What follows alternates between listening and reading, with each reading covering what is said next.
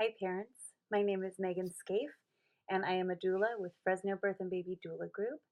And I am here to celebrate Cesarean Awareness Month, which is April. So let's talk cesareans. We have in the United States about a third of our births are ending in a cesarean delivery. And in our area, the Fresno Clovis area, we are staying pretty true to those national statistics. So about a third of our births locally are ending in cesarean. And that seems to be a very silent population, which means we are not hearing birth stories from about a third of the families who are giving birth in our area. And that is a real tragedy to me because it is such a wonderful gift to hear a family's birth story. It's beautiful and it's unique to them, but there are also so many ways that we can connect to that as other families who have given birth. So um, let's talk about some of the reasons why families and mothers in particular might feel um, a little bit nervous to share their stories when you have had a cesarean birth. So the first thing I want to say is there is no shame in a cesarean birth. It is such a difficult decision that you have to make to decide to have your birth via cesarean section. And less than 1% of cesareans are an elective cesarean outside of a medical need, either for mother or for baby. So for the most part, families who have had to make the decision to have their baby via cesarean are doing it because they believe that that is what's best for the mother's health or for the baby's health. And and that is a very difficult decision to make because that is not usually plan A.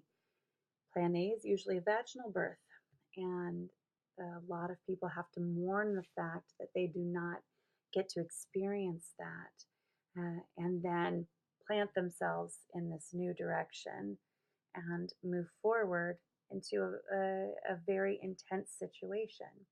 Once you make the decision for your health or your baby's health, then you have to have a surgery, which is not comfortable.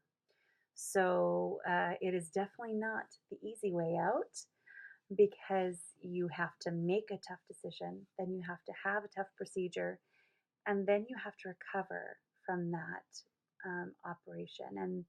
And that recovery time is so much more difficult when you've had a cesarean because not only are you having to get to know this new human that you delivered, which is a brand new person that you've brought into the world. You have to learn all about them and their personality. You also have to learn about yourself as a mother, even if you have other children. You are different with every child that you have. You become a new, different version of yourself. And you have to learn your partner, who is a new, different version of themselves as well. And then on top of that, you have this intense physical recovery um, from your surgery, which can be very overwhelming when you are trying. You're having to deal with all of these other very emotional, very deep feelings. You're probably still mourning your birth, and we all know that mourning comes in a lot of different forms. Sometimes it's sadness, sometimes it's anger, sometimes it's that injustice that you feel. But hopefully, you have a great practitioner that really helped you to understand the whys behind your cesarean decision. And hopefully, you have a partner who's very supportive of that decision as well. Both of those things can really help you to mourn appropriately and your birth experience, and then be able to share from there. Something else I really want you to know is that you have given birth. And I know that that is one of the things that we have heard um, from people, especially on the internet, because people love to just spout nonsense on the internet. Um, but some people say that cesarean moms have not given birth, and that is just absolutely ridiculous. You brought your baby earthside, you delivered your baby earthside, and you were in charge of doing that. So you absolutely did give birth, and because of that, you have a birth story. So, what I want to encourage you to do today is I want to encourage you to start telling your story because there are 32% of families out there that have gone through something similar. And your birth story is unique, of course, but there are always going to be ways that people who've had a similar experience can connect to your story. And that is so powerful in helping you to heal from that and also helping somebody else to heal and wrap their mind around what happened to them. So I really encourage you to um, be supportive of other families as they tell you their birth story and be courageous in telling your own story to them. And I would love to have you start here. Please tell us your story in the comments. We'd love to hear them.